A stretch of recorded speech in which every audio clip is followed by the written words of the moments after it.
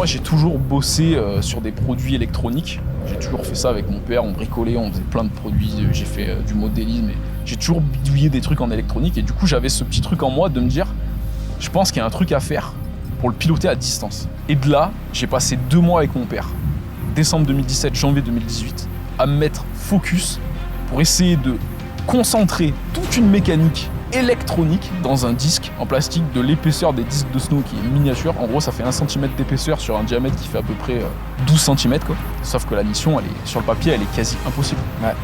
De miniaturiser une mécanique motorisée, électronique, Pilotée à distance. pilotée à distance, dans un truc si petit, ça semblait infaisable. 2 jeunes Français, 2 frères ont une idée toute simple, une fixation rotative qui permet de tourner son pied dans l'axe de la planche. Je vais vous faire une proposition. Ok. Pas bien là. Has always been a bit of a dream for us.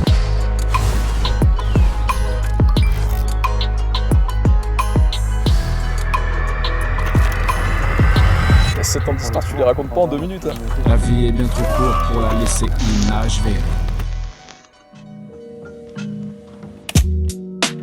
Bah, là, heureusement qu'il y avait notre père, qui est ingénieur électronicien de formation, qui travaille à la maison. Et franchement, sans notre père sur cette partie-là, j'avoue qu'on n'y serait jamais arrivé. Moi, c'est Robert, donc je suis le père de Rémi et Sylvain. C'est moi qui leur ai appris la glisse, aussi bien le ski que le snow, parce que je faisais les deux à l'époque. Et puis après, évidemment, l'élève a vite dépassé le maître, comme on dit. Les années sont passées, a vu ses enfants s'éloigner. Cheveux décolorés, mais toujours bien rasés. J'ai appris des darons, les personnes qui m'ont vu naître. Comment gagner des ronds, jamais gratter leurs ancêtres. Ils sont partis trop tôt, c'est quand même ça qu'on regrette. Dur de soigner les mots, leur sourire gravé en tête. Le projet du Quick7, effectivement, au départ, c'est avec Rémi que ça a démarré. Alors effectivement, moi j'ai pas mal contribué au début parce que de par ma formation, moi je suis électronicien, et de par aussi mon métier où j'étais amené à beaucoup travailler sur de l'instrumentation scientifique avec de l'appareillage qui cumulait à la fois l'électronique et la micromécanique, et on est tout à fait dans ce qu'on retrouve dans le Quick7, c'est-à-dire une partie d'électronique et une partie de micromécanique. Et du coup, on avait des trucs clés qui arrivaient dans la saison. On s'était dit, ceux-là, faut qu'on arrive armés. Et en fait, les événements les plus importants, c'était des nouvelles entrées d'argent potentielles. C'était en fait le premier concours, le fameux concours de TVT à Toulon, où là, il fallait arriver avec quelque chose qui marque les esprits, quoi. Et notre galette, on savait qu'elle allait pas marquer les esprits, donc il fallait être chaud, quoi. Et du coup, le concours, il me semble, c'était fin février, la deadline. Enfin, le passage était février 2018. C'était prévu pour février le passage. Et donc du coup, moi je m'attaque au proto en décembre, quoi. Donc je passe mes vacances de Noël comme un fou à faire ça, quoi. Effectivement, on a beaucoup travaillé avec Rémi pour faire différentes versions, des mises au point. Enfin, chaque fois, un problème en a amené un nouveau. Et voilà, il a fallu pas mal cogiter et pas mal travailler pour arriver à un premier résultat, quoi. Donc on a réussi quand même à faire une première version où en fait il y avait 2 moteurs, il y avait une petite carte électronique par moteur, et la télécommande, on a pris ce qu'il y avait sur le marché. Mais bon, ça fonctionnait, on a fait des tests, ça fonctionnait. Mais bon, après il s'est avéré qu'il y avait des problèmes de fragilité, donc il a fallu encore modifier, réduire les dimensions, miniaturiser. C'est là où il a fallu faire appel à des professionnels parce que ça dépensait mes compétences. Et on finit par avoir un prototype qui fonctionne de façon purement cinématique, impossible de rider avec. Tout en imprimante 3D, impossible de surfer avec ce truc-là. Mais par contre, mécaniquement, ça marchait. C'est-à-dire qu'on arrivait en fait à verrouiller la fixe, à la déverrouiller à distance en restant chaussé et à tourner son pied. Et rien que ça, déjà, franchement, c'était magique. Et puis la réaction des gens, ils voyaient le pied, du coup, attaché à la fixe, donc on voit pas le produit, il est masqué. J'avais une télécommande de portail à l'époque dans la main, donc les mecs, ils voyaient même pas ce que j'avais, quoi. Et j'appuyais, bam, je tournais mon pied, je remettais mon pied, bam, je verrouillais, et les mecs, ils te regardent, ils sont les fous. Bon, c'est quoi ce truc de fou? Et là, franchement, le concours, on y allait un peu pessimiste au départ. Ouais, parce qu'on s'était mangé tout ce qu'il y avait eu avant. Et on arrive au concours, on voit les autres projets, parce que du coup, on voit les projets passer au fur et à mesure. Première fois qu'on se confronte à d'autres projets. À d'autres projets, parce qu'auparavant, dans les jurys où on prend des sous, on est confronté qu'à nous-mêmes et des gens qui vont peut-être nous dire oui ou non, mais il n'y a pas de concurrent. Là, il y avait un panel, on était au moins une cinquantaine à ce concours. Enfin, il y avait du monde. Ouais, il y avait du monde à l'intro, ouais. Et en comité, à la comité finale, au jury final, il devait y avoir une vingtaine de candidats minimum. Et on voit les projets, et il y a des trucs, on est là, on se dit, mais c'est impossible. Ouais, des trucs dans la santé. On voit des trucs de fou. Ouais, des trucs vraiment. Un moteur de bateau électrique pour remplacer les moteurs. Enfin, on se dit, mais jamais on peut gagner avec notre truc dans le snowboard, il n'y a pas de marché. Enfin, à l'échelle des marchés qu'on voyait dans la santé et tout, on s'est dit, mais on va passer pour des Mongols, enfin, il n'y a jamais de l'avion.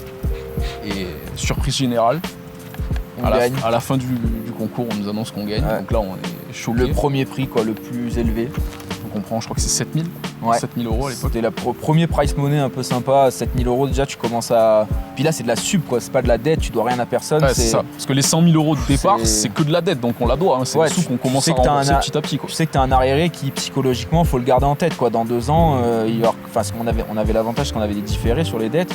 Mais tu savais qu'au bout d'un moment ça allait tomber quoi. Ça par contre ça rentrait. Ça rentrait. C'était du concret quoi. Donc on a plein de contacts sur cet événement et quelques semaines ou mois plus tard, improbable, je me retrouve en soirée avec des potes, avec un des gars du jury de TVT, un jeune, que sa tête me revenait quoi, je le vois. Et lui aussi il bug sur moi. Et donc du coup forcément dans la soirée on discute. Il me dit mec, t'es au courant, j'étais dans le jury du concours que tu viens de gagner et franchement j'ai poussé de ouf pour vous gagner parce que votre truc était dingue quoi. Donc du coup de là forcément on parle de ouf. Ce mec là c'était Jonathan Nob, donc en fait c'est un jeune qui a lancé une boîte qui aujourd'hui est assez connue nationalement parlant, qui s'appelle Swello. Donc c'est une boîte dans la com.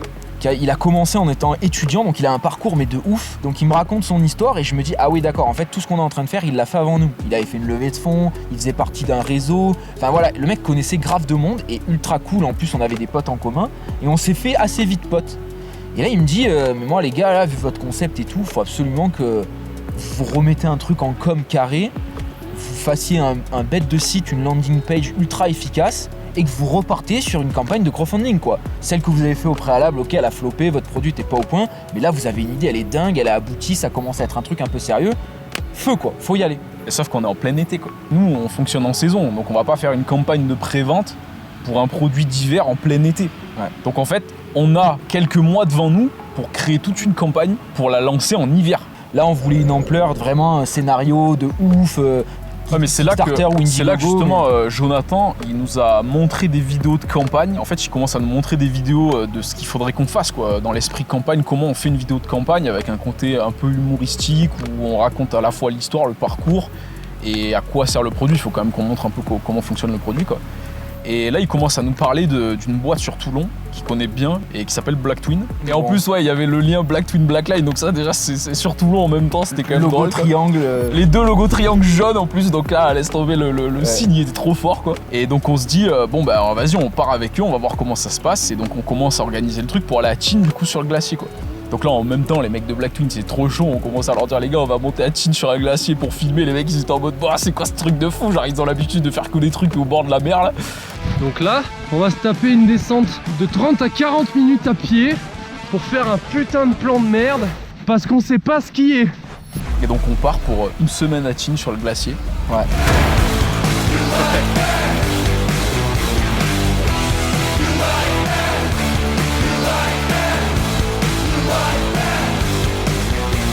Rapprocher 3 quarts skate première.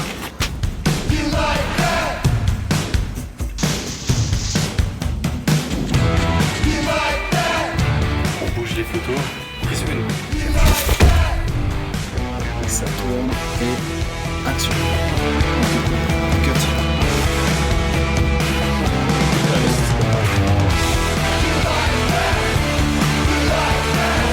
Juste poser ton truc. En gros, tu déverrouilles, tu tournes ton pied, tu verrouilles et tu pousses. Pourquoi j'en ai qu'un moi? C'était tellement cinématique sur le plan, c'est incroyable. Et là on a passé une semaine de fou à faire ce tournage qui était dingue, c'était notre premier du coup vrai tournage pro quoi. Et c'est là qu'on a rencontré Kylian d'ailleurs. Alors je m'appelle Kylian Serek et j'ai connu les deux frères sur le premier tournage pro qu'ils aient fait en été 2018. Qu'est-ce que j'ai apporté aux deux frères? Je pense que c'est un œil peut-être un peu plus aiguisé sur la direction artistique à adopter dans leurs vidéos, notamment sur la partie motion, parce que de mon expérience et de ce que j'aime faire, je trouvais qu'un côté un peu street, un peu plus dynamique, C'est ce qui allait le plus coller avec leur image et ce qui allait aussi leur permettre de se démarquer un petit peu de ce qui pouvait se faire habituellement sur des vidéos du style. Il faut savoir que j'ai jamais fait de snow de ma vie et on m'emmène sur un glacier, piste rouge, et je me dis c'est comme le skate, ça doit pas être si compliqué que ça, je fais du skate, j'y vais quoi. Donc je commence à descendre et je m'aperçois très vite que je sais pas freiner. Je rappelle quand même, on est sur un glacier, donc un glacier, tu vois, c'est de la neige bleue, dure. Et lui, il part serein, confiant. Et je le vois, franchement, je le regarde, on se regarde tous comme ça, choqués un peu en mode. Mais il gère en fait. Comme il faisait du skate, on s'est dit, le mec, il est bon quoi. Ouais, naturel. Et on le voit partir. Et au bout d'un moment, on a quand même senti qu'il commençait à prendre vraiment du speed. Et on s'est dit, mais est-ce qu'il gère vraiment? Ou est-ce qu'il est pas juste en mode bluff? En mode, il va vraiment se buter. Et plus le temps passe, plus je vois le paysage défiler. Sauf qu'à arriver à un moment, il y a deux choix, trois. Soit il y a une bosse, je la prends et elle vienne que pourra. Soit je me jette sur le sol, soit d'un coup je deviens pro en snow. Il faut savoir que j'ai pris la deuxième, je me suis jeté sur le sol, mais j'allais très très vite et il y avait les deux frères à côté de moi. Et je pense que sur le moment ils se sont dit ça y est, on l'a perdu, il est mort. Et moi je vois mon corps défiler dans les airs, je perds tout, mon téléphone, les écouteurs, il y a tout qui s'explose, mon corps y compris. Et par miracle je me relève sans rien. Donc la morale, les pistes rouges c'est peu fait pour tout le monde, je pense. Et la réalité, c'est que non, il s'est vraiment buté en fait. Il s'est mis une faute de quart de l'espace, gros. Il s'est détruit. Donc ça, c'était assez drôle. Mais non, sinon, le tournage était cool, hein, franchement. Ouais. On a réussi à sortir un beau truc. On était assez fiers du résultat. Genre, la scénarisation était ouf. On a attendu un petit moment. Ça a mis quoi, 2-3 mois quand on est rentré du tournage au mois de juillet. Et franchement, on était du coup dans leurs locaux avec eux. On n'a pas pu les voir avant, ils nous ont rien envoyé. Et je me rappelle, on était devant l'écran, debout. Le truc, il s'est arrêté. On s'est regardé en mode. Wow. Lourd. Ma passion, c'est avant tout une histoire de famille.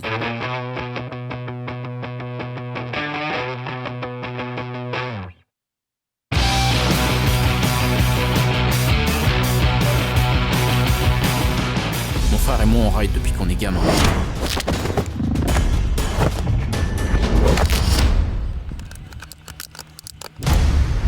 J'avais à peine 5 ans quand on a descendu nos premières pistes ensemble.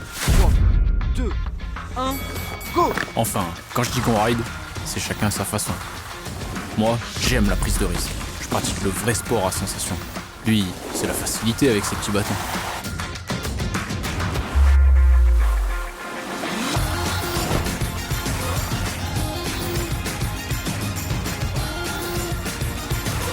Sauf que, depuis toujours, faut avouer qu'il me défonce. Et il fait bien en sorte de me le rappeler dès qu'il en a l'occasion. C'est encore une victoire écrasante de ce jeune skieur. Meilleur espoir français. Incroyable, mais comment fait-il? Sylvain, félicitations. Mais expliquez-nous votre secret. Y a pas de secret. J'ai ce qu'on appelle des skis. Ça va plus vite et c'est bien plus stylé. Et puis y a le talent. Tu l'as ou tu l'as pas. T'as rien gagné du tout. J'étais devant tout le long, il y a un vieux plat à l'arrivée. Ouais, enfin, c'est pas moi qui ai tout le temps mon cul trempé à force d'être par terre. J'ai pas besoin de canne, moi, pour me tenir debout. Quand j'aurai fini de t'attendre en bas des pistes, tu pourras la ramener. Ok, allez, on y va. On peut pas s'empêcher de la ramener, hein. Sauf que l'autre jour, j'ai eu une idée. Je me fais toujours bouffer sur la préparation. Au télésiège, dans les montées. En fait, ça demande beaucoup moins d'efforts de se déplacer en ski. Faudrait trouver un moyen pour que ce soit aussi facile en snow. Ouais, vous aussi vous le voyez? Faudrait pouvoir être libre et avancer comme en skate. Le pied face à la route. Alors j'ai commencé à faire des recherches.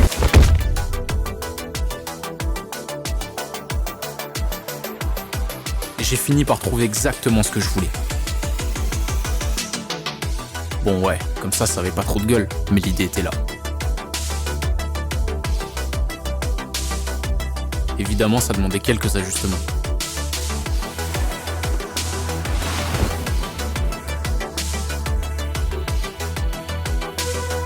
Quelques déceptions aussi.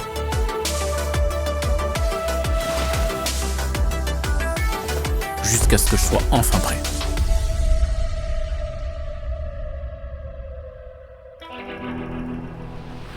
Oh, qu'est-ce que tu foutais? Ouais, je me suis pris un minot.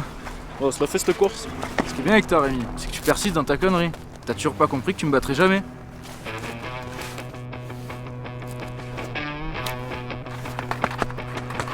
Bon, t'es prêt? Quand tu veux. 3, 2, 1, go!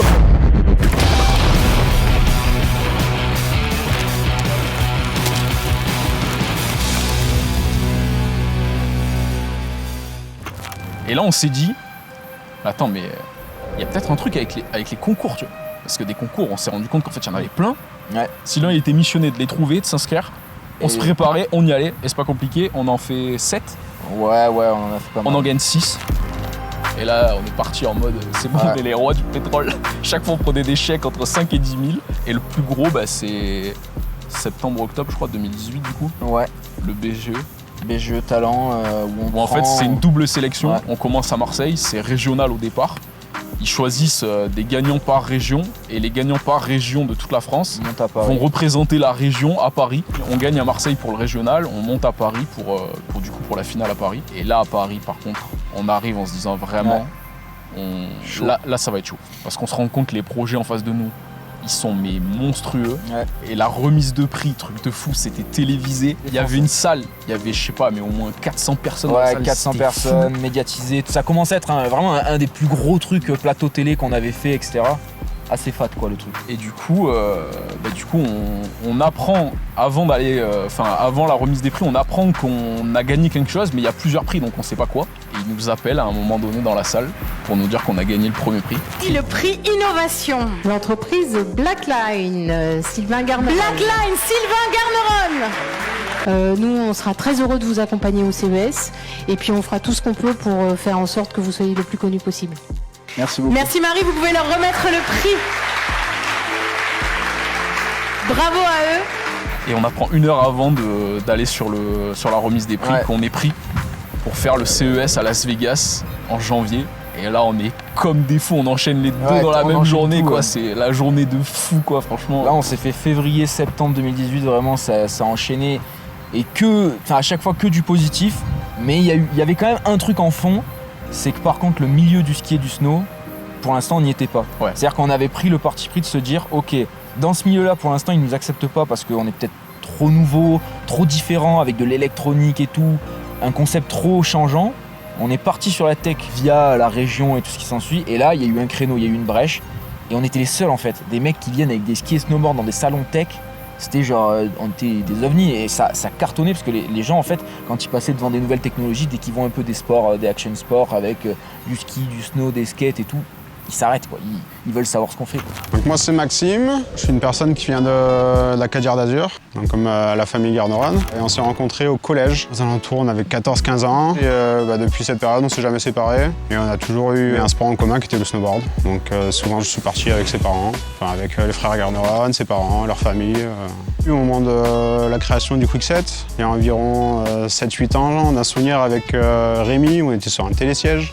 Et il m'a soumis l'idée comme ça, en parlant, en disant ça serait pas génial d'avoir un système où on peut tourner les fixations et éviter d'avoir les genoux désaxés. Après le développement de Blackline, moi je suis parti en Australie 1 an et demi et à mon retour, ils m'ont demandé de venir avec eux au CES à Las Vegas. Sûrement après le CES, ils ont commencé à faire de la création du contenu vidéo. Ils m'ont demandé de participer de quelques vidéos, notamment pour montrer monter la problématique d'un snowboarder sans le quickset. Donc j'ai participé à quelques vidéos, quelques crash tests notamment. Un crash test, c'était les premiers quicksets et on voulait tester la force, la résistance du quickset à pleine vitesse. Et il s'avère que dans le même virage, au même moment, on a tous les deux explosé le quickset. En fait, ça fait partie de l'histoire de Blackline parce que du coup, c'est tout le temps... Il faut tout le temps être équipé, il faut toujours avoir le sac rempli de quicksets, il faut toujours tester. Mais le temps passé à se retrouver à dévisser les quicksets, remettre des quicksets, remettre des bacs d'autres fixations et tout, ça fait partie de l'histoire aussi parce que c'est des tests, ça fait partie des tests, ça fait partie de l'évolution de Blackline. Ouais. Mais en même temps, on est encore au stade, il faut comprendre un truc, c'est que le produit qu'on est en train de mettre au point, il est toujours pas prêt industriellement parlant. C'est-à-dire on est au stade où on a un POC en gros qui fonctionne, qui commence à fonctionner mécaniquement. C'est-à-dire qu'on peut rider avec, mais il faut faire un peu gaffe, on peut pas envoyer comme un fou, sinon il tient pas. Et le problème c'est que là on commence à nous briefer sur qu'est-ce que c'est le CES. C'est-à-dire qu'on passe le mois d'octobre là en mode avec des coachs spécialistes du CES qu'on en fait plein qui nous expliquent le CES c'est ça, c'est un événement médiatique mondial, c'est le plus gros salon tech de la planète et vous y allez pour présenter un produit fini. pas un prototype. J'enchaîne taf et soirée, c'est trop d'heures accumulées. Faut revoir les calculs, peut-être prendre un peu de recul. J'assume plus la cadence malgré toutes les apparences. Je fais 3 journées en une, à 2 doigts de faire fortune. Projet abrutissant qui me rend peut-être alcoolique. Plus sûr que ça me réussisse quand je vois mes cernes, c'est effrayant.